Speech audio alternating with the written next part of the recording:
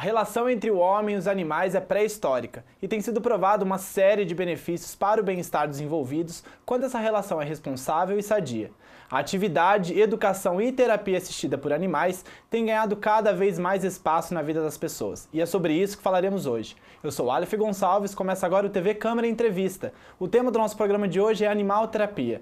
Para conversar com a gente está aqui a psicóloga Karen Thompson Correia, que também coordena o projeto Patas do Divã, e uma convidada muito especial que é a Drica, que é o cão terapeuta.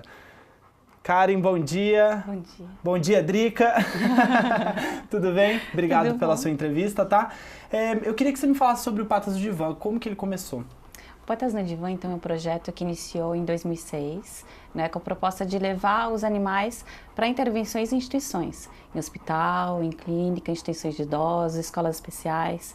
Então, levando esse benefício da interação homem-animal. Uhum. E você começou, como que você decidiu esse projeto?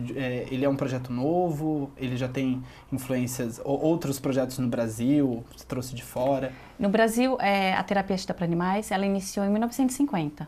Então, é relativamente recente. Né? No exterior, já há muito mais tempo. Então, desde o século XVIII, né? Começando na Europa. No Brasil, começou no Rio de Janeiro, então, com uma psiquiatra que levava cachorros e gatos para seus pacientes com esquizofrenia. Eu fui fazer o curso de psicologia já querendo trabalhar com terapia assistida para animais. Então, eu brinco que minha trajetória foi inversa, né? Então, eu já fui começar a faculdade já sabendo com o que eu queria trabalhar. Então, no final da universidade, da faculdade do curso, eu já comecei a buscar, pesquisar, fazer estágio com projetos que tem em São Paulo. Então, em São Paulo, já isso é mais comum. Eu acho que do Brasil inteiro é a região que é maior o número de projetos que realizam as visitas.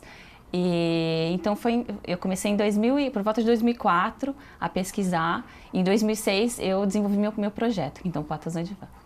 O seu projeto, ele foi o seu trabalho de conclusão de curso? Foi, mais ou menos assim.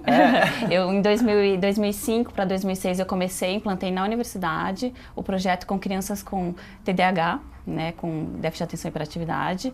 E aí eu já comecei a trabalhar com a Drica, então, que tinha 10 meses, e ela foi minha primeira cão-terapeuta. E eu tenho outros animais hoje que trabalham comigo no projeto também.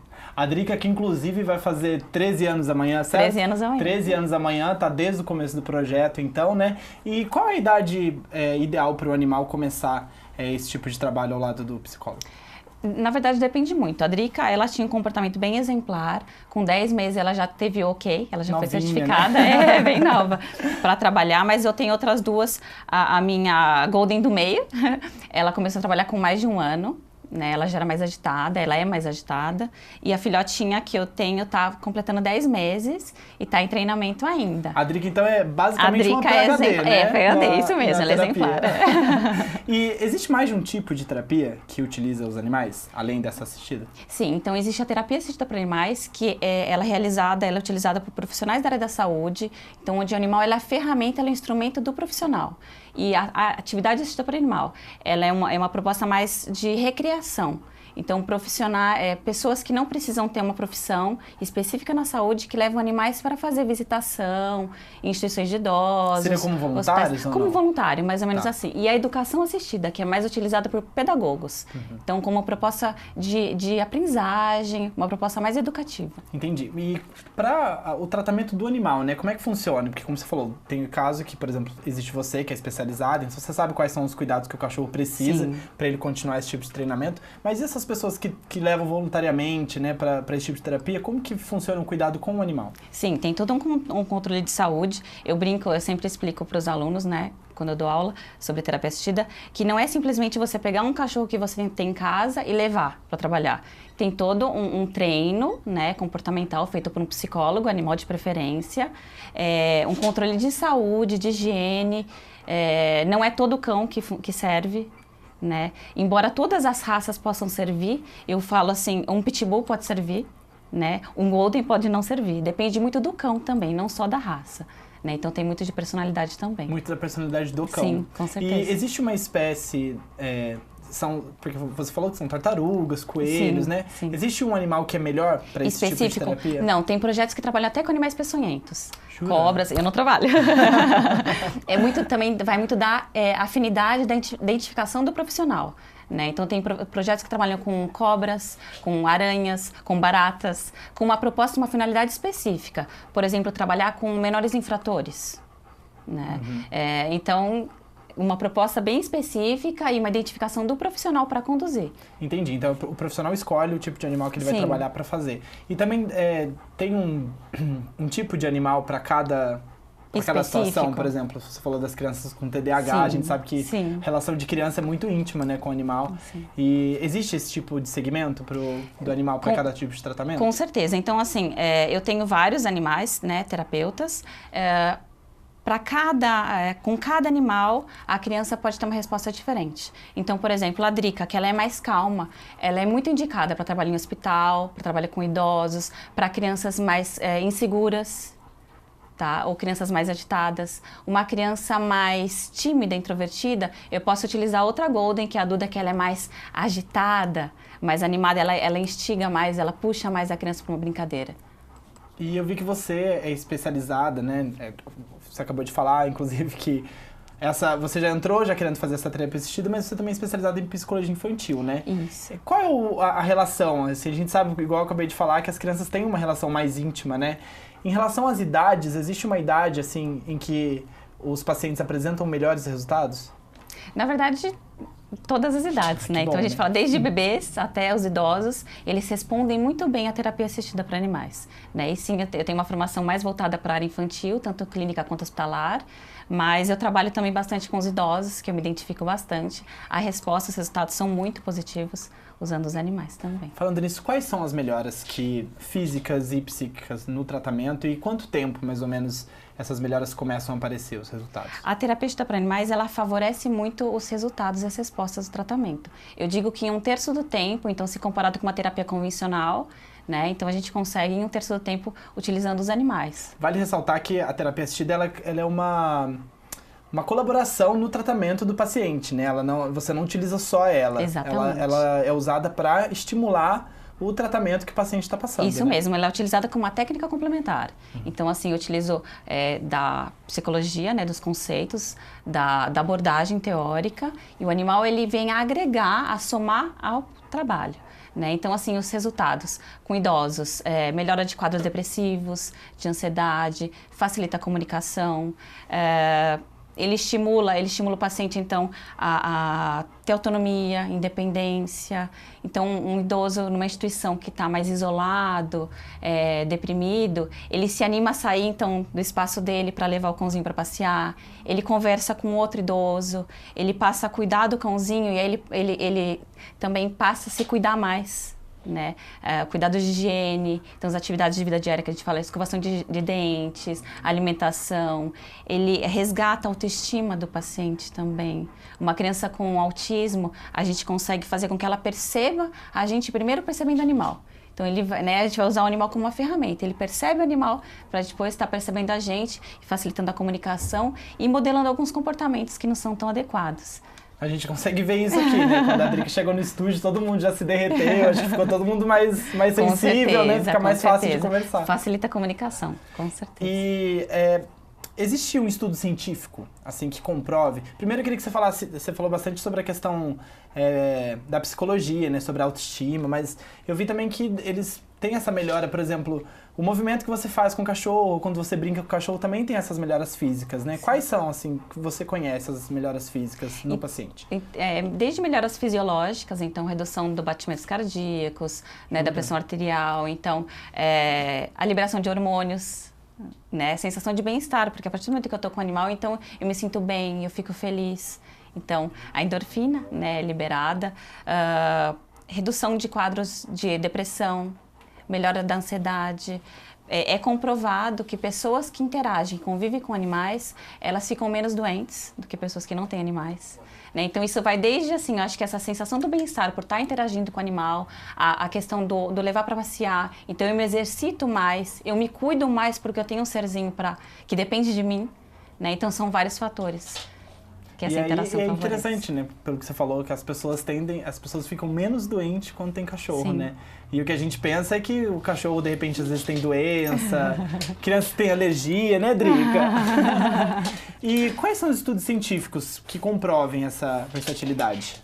Então, a gente tem desde estudos assim que mostram o quanto a terapia assistida favorece os pacientes em hospital, tanto que agora no estado de São Paulo, então, é por lei, né, a visita dos animais em hospitais, porque até então ainda era algo, uma prática... Vamos sentar. Era uma pausa prática... que a Drica ficou... Vem cá, Dri. Era uma prática ainda muito... mais vista como uma recreação, o animal no hospital, hoje não. Então, desde o ano passado, ela é reconhecida, né?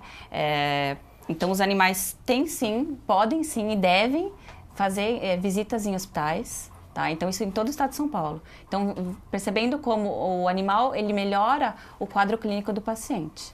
E como você falou um pouco do cuidado, e quem fiscaliza esse cuidado do animal que participa da terapia assistida? Então, dentro de um projeto de intervenção, é sempre importante ter um veterinário que faça esse controle, essa fiscalização, porque o animal tem que estar com uma saúde impecável. Além do comportamento que a gente já falou, ele tem que estar com uma saúde impecável. Ele tem que fazer toda uma higienização 24 horas no máximo antes da visita, né? Numa CTI, por exemplo, ele tem que colocar propé, tem que higienizar as boquinhas, as patinhas. Então tem um cuidado todo específico. Eu ia te perguntar, inclusive, né? A gente tem a questão dos hospitais, né? Que são lugares onde as pessoas estão com a imunidade mais baixa. E o cachorro, ele tem, né, de repente, zoonose, a gente sabe que eles têm a doença deles. Como que funciona esse projeto para eles conseguirem entrar com esses pacientes, de repente, pacientes que estão com quadros mais graves, com a imunidade mais baixa, onde a gente pensa, né, que de repente o risco de doença seja maior. Como é que é para eles entrarem no... Alguns pacientes que estão em isolamento, então não podem receber mesmo, ou uma saúde muito frágil, né? E um animal bem cuidado, com uma saúde bem controlada, a chance dele passar alguma doença, transmitir alguma doença, é muito pequena se comparado com o benefício que ele vai levar para o paciente, né? E o cuidado também, que as pessoas até esquecem, é com o animal também. Né, que então após a visita ele tem que ser higienizado, porque a gente sabe que no hospital tem muita bactéria, né, e ele pode também ficar doente, então tem um cuidado também na pós-visita. E em relação ao tratamento terapêutico, né, da psicologia, existe um tipo de atividade que vocês fazem com esses animais depois, né, em relação à terapia, de repente para eles não ficarem estressados e tudo mais? Então, na verdade, eles são cães, eles têm uma vida normal dentro da família, né? Eles não vivem isolados. Eles não ficam mais estressados por fazer esse tipo de terapia? Não ficam, eles gostam. Eu falo que falar pra Drica que ela vamos trabalhar é igual falar pra um cachorro que não trabalha, vamos passear. É a mesma coisa, então eles não ficam tão estressados. Entendi. E quem tem acesso às terapias assistidas por animais? Quais são as pessoas que podem ter? Desde idosos numa instituição, em clínica, então crianças, adultos, adolescentes. Eu falo que não tem uma faixa etária, então dá para trabalhar tanto com bebês até com idosos, né? Todos vão se beneficiar. Tá? E existe algum malefício para as pessoas? Eu só sugiro que crianças que de repente são muito agressivas, que seja feito todo um preparo para inseri-las num trabalho com terapia assistida, né? Pensando no risco para o animal e de repente para a criança que pode ser vista como, ela bateu no cachorro, né? De repente numa terapia em grupo, ela não vai ser tão positiva. Então tem que ter só um cuidado nesses casos. E uma pessoa também com fobia, né? Que aí tem que ser feito um trabalho todo de sensibilização, aos poucos, apresentando primeiro um ursinho de pelúcia, um cachorrinho de pelúcia, depois um coelhinho, para até chegar num cachorro maior. Para ela conseguir lidar. Para ela conseguir, exatamente. Para não trazer um sofrimento. Para os animais, tem algum malefício? Não. Quando você perguntou a questão do cuidado, eu acho que é o tempo de trabalho, como a gente. Né? Pode se desenvolver um estresse se trabalhar muito, se exigir demais do cão. Então a Drica, por exemplo, que vai fazer 13 anos, embora eu diga, né, que ela é PhD, ela é um cão exemplar. Ela já trabalhou muito, tá perto de se aposentar, né? Aposentar totalmente não, mas assim, eu vou reduzindo o trabalho dela, eu vou exigindo menos dela, né, já inserindo as outras que são mais novas para trabalhar comigo. Você tem mais ou menos uma média nos seus 12 anos de projeto? Quantos casos você já teve de terapia assistida? Nossa, muitos, centenas. Todos de sucesso? Todos de sucesso. Você tem algum específico, assim, que você acompanhou? Olha, o resultado com crianças com autismo é fantástico, né? Então, assim, a gente consegue respostas muito rápidas com as crianças. Então, às vezes, uma criança que não fala, com mutismo seletivo, por exemplo, que não fala, ela passa a falar e a primeira a palavra dela é o nome do animal, então, assim, muito significativo mesmo. Pacientes em hospital que não saem há muitos meses, né, falando num hospital, assim, de longa permanência, que não saem do leito há meses, eles saem com a justificativa para levar o animalzinho para passear, né, um paciente que está numa CTI, que não está se comunicando há muito tempo, se comunica porque tem a presença do animal. São inúmeros casos. É muito bonito. E outra coisa, se o paciente que se encontra, por exemplo, igual você falou, um paciente na CTI, em um estado mais grave, e ele possui um animal de estimação, é possível fazer a terapia assistida com esse animal de estimação, mesmo que ele não esteja treinado? Caso melhore, né? Assim, como o animal de estimação é do paciente, o paciente melhora mais rápido, você consegue inserir o animal dele no tratamento? Sim, é possível. Então, a partir que essa lei foi aprovada, então no estado de São Paulo, em alguns casos, a equipe do hospital pode estudar, né, se for importante para aquele paciente receber a visita do seu animalzinho de estimação, vai ser feito todo um cuidado, um controle de saúde, né, uma avaliação de comportamento também, né, mas acredita que sim, a resposta, o resultado, a melhora do paciente vai ser muito melhor se ele receber a visita do animalzinho dele. Você que está há muito tempo nessa área, existe uma espécie ou uma raça, né, de cachorro, de cães ou de gatos que são mais usadas no tratamento? O Golden a gente acaba vendo muito mais, né, o Golden ele é um cachorro que a gente consegue ver em várias... Muito. Ele está conquistando, guia, exatamente. Né? Ele é sociável, ele é um cão que, de forma geral, ele é mais submisso, mais fácil de treinar, é muito dócil. Né? Então, uma criança pode vir puxar a orelha, pisar na cauda, na patinha, não que a gente queira que machuque, tem todo cuidado. Pelo amor mas de Deus, isso pode acontecer sem querer. Uma criança pequena pode pisar na cauda e o animal ele não pode reagir. Né? Então, ele tem que ficar passivo. Já aconteceu uma vez um paciente com síndrome de Down que mordeu, foi um segundo que eu virei, que eu desviei o olhar, ele mordeu a Drica e saiu com um chumaço de pelo da boca. Nossa. E ela ficou estática, parada, não machucou, né? Mas assim, se é um cão que não é preparado, não é treinado, ele vai reagir, como a gente. Se você recebe um beliscão, você vai reagir. Sim. Né? E como é que é o treinamento desses animais? Já que você então, inicia aos 3 meses, então quando eles são selecionados numa ninhada, né? Um cão com um perfil mais adequado, mais submisso, não dominante, mas também submisso, não medroso. Né? Ele não pode ser super medroso. Senão ele não consegue, né? Senão não consegue trabalhar.